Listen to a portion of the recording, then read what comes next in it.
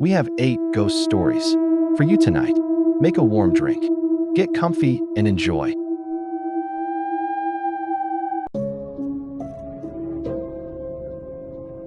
It was the early 1970s in sunny Portsmouth. Sandy was just doing the chores in her naval house. The washer was in the basement, somewhere she didn't like going. She opened the basement door from the kitchen and went down the stairs to the washing machine, which was in the basement. She put the washing in the washer and then turned around to walk back towards the basement door. As she turned around, she realized the door was closed. She found this odd as she had left it open, and she was the only one in the house. She tried to open the door, but it was stuck like it was locked. But it didn't have a lock. Then, as she was trying to open it, blood started pouring from underneath the door and she heard loud crying from behind her. She turned around and saw a figure of a little girl just stood there staring at her. She was confused where she had come from, then she realized she wasn't touching the floor. Before she had a chance to think anymore, the little girl's mouth opened like it was going to take over her whole face, and this black liquid started pouring from her mouth and eyes. She turned around and managed to open the basement door and ran up the stairs, not even looking behind her. Once she was back in the kitchen, the basement door started shaking like someone was janking violently on the handle. Sandy started shouting for whatever it was to go away. It didn't work, and just seemed to piss the spirit off even more, resulting in even more blood pouring from underneath the door. As a religious Catholic, Sandy started shouting psalms from the Bible to the spirit. As soon as she started doing this, the noise stopped, and all was quiet again. Least to say, they didn't stay in the house much longer and moved.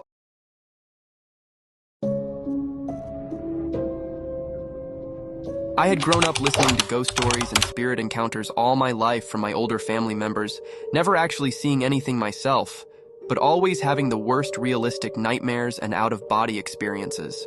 I had a keen interest in anything paranormal, spiritual, or unexplained. When I was around 15, I started learning tarot cards and guided meditations to help turn my astral projecting into lucid dreaming. My first personal experience happened when I was around 17.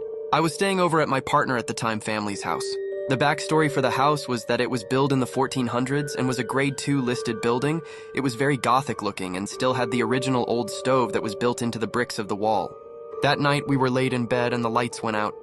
My partner went downstairs into the cellar where the breaker was to turn them back on. This is where it gets creepy. Outside his bedroom door was the latch to the attic. When he left the room, I was alone in the dark. I heard the latch start rattling, and I looked and could just see that it was open. I panicked and got back into bed. I then looked at the door and saw a figure of a man in old military uniform with a hat with a feather in it float into the doorway. I was fixated on him and couldn't move. He turned around and I saw he had a dagger of sort in his back. He then turned around and floated away.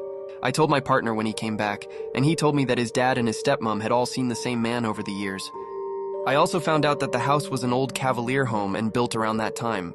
I never stayed again and would never stay in the house alone again. I moved into the house in 2007 and lived there for 6 years. I had always felt the energy was off and always felt so depressed and sad when I was there alone.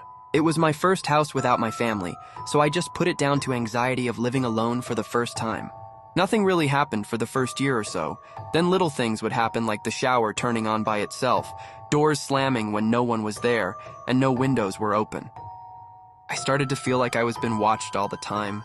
I wasn't overly concerned at this point, and found it more intriguing than anything else.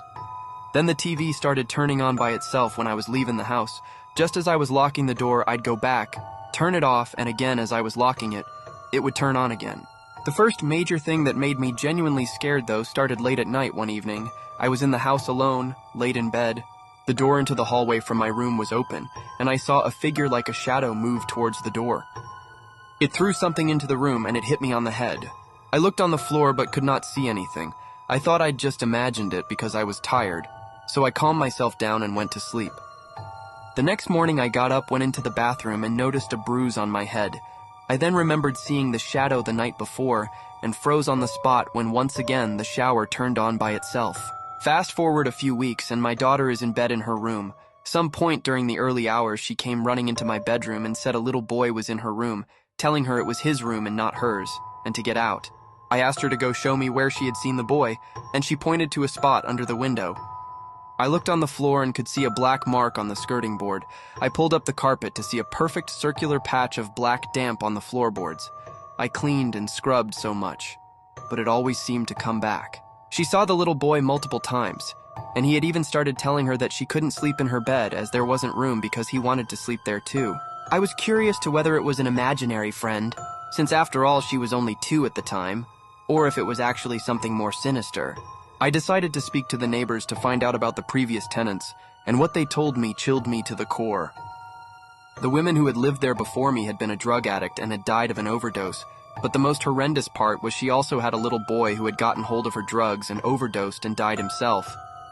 In the room, which was now my daughter's. She encountered the little boy lots after I found out, but he didn't seem to be a threat. Just a lost little soul with no idea he was even dead and no way of knowing how to pass on. I had always been into the paranormal, so I knew how to do a cleansing and blessing. I cleansed the whole house, focusing more so on my daughter's room. I talked to the little boy and explained to him what happened, and told him to follow the light to peace and happiness. After that, I didn't experience anything anymore, but so much more happened in that house, which was experienced by multiple people. But that is for another story. I grew up in my grandparents' house, more often been there than anywhere else until I was 16. I can't pinpoint when it all started. I must have been around 6. The bedroom I slept in was always a place of bad energy. I had to have the door open when I slept and was terrified of sleeping in the dark. I had the worst nightmares, always of being chased by demons and vampires and anything paranormal. Even in my 30s now, I still have them same nightmares and dream of the house often. When I went to bed, my grandmother would always take me up, tuck me in, give me a kiss, and tell me goodnight and God bless. One night, I woke up in the early hours and was overcome with a feeling of anxiety and unease. I looked up and I saw a shadow of a tall man standing near my door. It felt like the whole energy in the room had been sucked out. I tried to shout my grandma, but nothing would come out. When I finally managed to shout and move, I ran downstairs to where my grandma was reading a book. I told her what had happened, and she told me it was probably a bad dream and took me back to bed and stayed with me until I had gone back to sleep. On another occasion, I was in the bath and I heard someone in my bedroom. My grandparents were downstairs, and apart from me, there was no one else in the house. I went to check and once again saw the same shadow and felt the energy been sucked out of the room, only this time the shadow floated out of my room and into the room next to my bedroom. I told my grandma, and she just told me not to worry and that it was probably just my imagination as I was tired. I saw the shadow loads in the house and weird things would happen, like plumbing issues, taps turning on by themselves, seeing shadows in the windows, music playing by itself, doors opening and closing by someone or something which wasn't there. I later found out when I was an adult, my mom had the same bedroom I did when she was a child. She also saw and sensed things in that room, even having out-of-body experiences.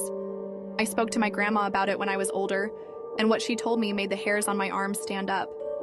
She said that when my mom was a child, she would always float down the stairs like someone was carrying her, and that when she took me to bed and I was asleep, she would hear walking up the stairs and into my room. She said she didn't want to say anything to me, as she didn't want to scare me, but on the times I told her I had seen things, she was trying to reassure me by saying I had imagined it, but knew I wasn't really imagining it, as she had also seen it loads herself.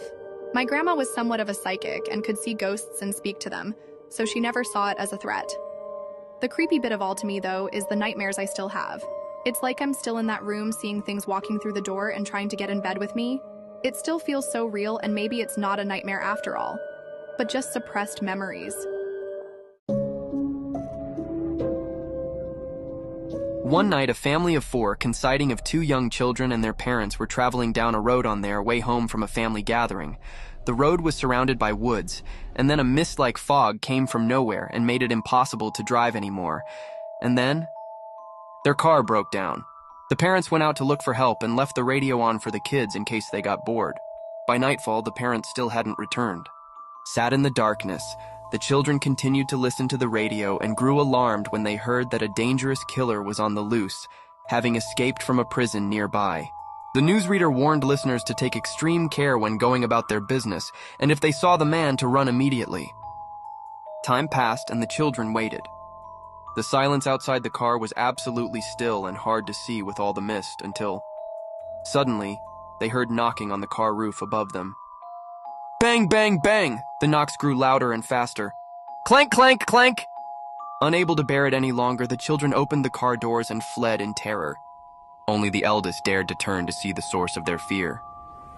On top of the car was a large man with piercing red eyes and what seemed to be claws where his fingers and feet should be, who was bouncing two objects on the top of the vehicle. The heads of their parents. The children ran as fast as they could, only to turn and see the man running after them, swinging their parents' head like boomerangs. They saw an opening into a long gravel drive and saw a house at the end of it. They managed to get to the house, but when they knocked, no one answered. So scared to death, they let themselves in, only to find the owners of the property dead, on the floor with their heads cut off, laying on the table. The children, petrified at this point, hid under a bed in the upstairs bedroom. They waited there for what seemed like an eternity until the sun rose, and they felt more brave. They went downstairs and, to their absolute terror, saw the killer sat on the sofa with the heads of their parents and the owners of the property smiling at them sinisterly. There was then a knock at the door. It was the police, but when the police entered, there was no body there, no trace of anyone, even the children.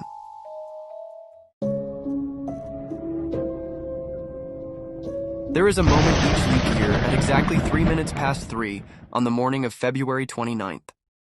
That if you possess the courage and await that moment in a darkened room with no other person present, at that moment the darkness will deepen. If you were to hold your hand directly before your face, you would not see a thing. But you must not do so. No, for that would be a waste of the moment. Instead, you must reach out into that impenetrable darkness. You must not flinch away, nor tighten your grasp. Move. To do so will only slough away more of the decrepit flesh that covers it and anger its unseen owner.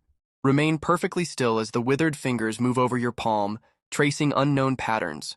Do not move an inch as it crawls slowly up your arm. And most of all, do not even breathe as it caresses your face, touching what cannot be seen. Should you remain still through this, the hand will be withdrawn, and a voice will speak so close you can feel its breath on your face, smell the scent of decay it carries. It will ask you for one simple piece of information, your name. Answer truthfully, and the presence will retreat, leaving only a whisper in the air as the darkness lifts. It is done. From that day on, untold good fortune will be yours, and mysterious power like you are a god. You will lack nothing and have everything you have ever wanted. But if you pull away from the hand or get scared halfway through and not finish the ritual, you will feel your skin begin to decay and smell the sweet smell of death upon your breath as you smell your body rotting from within until you are nothing but dust on the deep and dark floor. One school day, a boy named Jake was sitting in class and was waiting eagerly as it was only 5 more minutes until school finished. As he was looking around, something caught his eye. His desk was next to the window, and he turned and stared outside. He saw a frame which looked like a picture, although he wasn't too sure. All he knew was that he was intrigued by it, like it was calling to him. When the bell to signal home time had rang, he ran so fast to the spot where he saw it. He ran the quickest he ever had so that no one else could grab it. He picked it up and smiled. It had a picture of the most beautiful girl he had ever seen. She had a pretty white dress on and red glittery shoes, and a big happy smile on her face, and her hand was formed into a peace sign. He was so captivated by her beauty he wanted to meet her immediately. So he ran all over the school and asked everyone if they knew her or had ever seen her before. But everyone he asked said no. He was devastated. When he got home, he asked his older sister if she knew the girl, but unfortunately, she also said no. It was very late, so Jake walked up the stairs, placed the picture on his bedside table, and went to sleep. In the middle of the night, Jake was awakened by a tap on his window. It was like a nail tapping. After the tapping, he heard a giggle, and then he saw a shadow near his window, so he got out of his bed. Although he was scared, he felt it calling him. He plucked up the courage and walked toward his window, listening to the giggling and opening it up. But by the time he got there, whatever it was had gone. The next day, Jake asked his neighbors if they knew the girl in the picture. Everybody said, "Sorry, no." When his mother came home, he even asked her if she knew her. She said no. He was tired, so he went to his room, placed the picture on his desk, and fell asleep. Once again, he was awakened by the tapping. He took the picture and followed the giggling. He walked across the road when suddenly he was hit by a car. He died instantly, holding the picture in his arms. The driver got out of the car, shook up and tried to help him, but it was too late. Jake was dead. Suddenly, the man who had hit Jake saw the picture and picked it up. He smiled. He saw a cute girl holding up 3 fingers. I never meant to stay up so late watching streams, but something kept me glued to my screen that night. It was a Friday, the perfect end to a long week. I had a couple of drinks and decided to catch up on my favorite YouTube channel, a spooky gaming streamer named Gray. His streams often showcased horror games, complete with eerie atmospheres and jump scares that left me laughing and screaming at the same time. But that night, things took an unexpected turn. Gray was playing a creepy indie horror game called Whispers in the Dark. It had gained a small cult following for its unsettling narrative and bizarre visual style. I had heard things about it. Viewers claimed it had a unique quality and that it felt almost too real at times. I was skeptical. But as I watched, I found myself becoming enticed. As the game started, the graphics had a grainy texture, reminiscent of an old VHS tape. The protagonist, a nameless character, found themselves alone in a decaying house with nothing but a flashlight. It wasn't long before Gray began to joke about the game's uncanny atmosphere, the way the shadows twisted unnaturally, and the whimpering cries that echoed through the lonely corridors. Gray's reactions were entertaining at first, but soon they began to change. His laughter faded into a nervous chuckle. Occasionally, an expression would cross his face as if he were experiencing something just out of reach. I couldn't help but lean in closer to the screen, caught between anxiety and anticipation. With each passing moment, what was once an entertaining stream began to feel increasingly dark. The game showed subtle changes. The lights would flicker occasionally and shadows moved in the corners of the frame. At one point, the character stumbled upon a mirror hanging on the wall. The reflection stared back at him, but there was something off about it. The face looked distorted, hollow, like it didn't belong there. Gray started to sweat as the intensity of his gameplay heightened, and as the character ventured deeper into the house, he whispered under his breath, "This is getting weird." I could only agree. The entire atmosphere felt stifling, as if we were both in that house, breathing in the dust and unease together, each corridor echoing with a foreboding silence. The character was rummaging through an old cupboard, and suddenly, the lights in Gray's streaming room flickered. My heart raced. I glanced at my own light, still steady. Gray, however, jumped back from his desk, eyes wide in disbelief. Did you guys see that? His voice cracked slightly, clearly unnerved. Blue, one of his mods, quickly typed, "It's probably just the power, Gray, don't panic." That was when I noticed the frame of his webcam, a darkened figure lingering in the background, half hidden in the shadows of his room. And then, as if the virtual world and the real world were colliding, the figure stepped closer to the camera, fully illuminated by the glow of his screen. It was a silhouette of a person, unfathomably thin, ragged clothes hanging off their emaciated frame. A small, twisted smile curved across their lips. They didn't look human. "Gray, get out!" I screamed in my living room, although I knew he couldn't hear me. As the figure reached towards him, the screen cut out for a chilling second and then everything went dark. Just like that, the stream ended, leaving us with nothing but the sound of static. My heart pounded in my chest. I couldn't breathe, my mind racing through the possibilities. Some viewers began to speculate it was a prank, while others were understandably concerned. But something within me trembled with dread. I knew that the figure wasn't an act. It was too real, too raw. My hands shook as I searched for his social media accounts, desperately hoping to find something, a sign that he was okay. But there was nothing. A few days later, I found a newly created channel featuring a strange title that sent chills down my spine. It felt like they Whispers were After staring Dark. right at me, I saw inviting me Gray to come and the closer, figure. to join his eternal suffering. I couldn't look away. My heart raced as the whispering intensified. I slammed my laptop shut, shaking. I knew I had crossed a line I could never uncross. As the days stretched on, sleep deprivation and dread conquered me, and my mind started to fracture. I dreamt of that figure in my room, whispering my name, telling me to join the emptiness. I was awake yet trapped in a nightmare. The lines between reality and the unknown smeared relentlessly. Finally, a month later, a post appeared on Gray's old account. A stream scheduled for that night. As dread filled my heart, I joined, unable to keep away.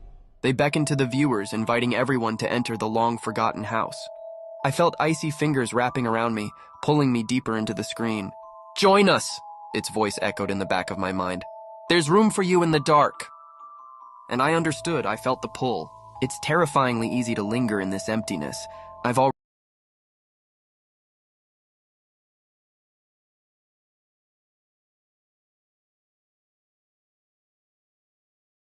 Thanks for watching. Good night, sleep tight.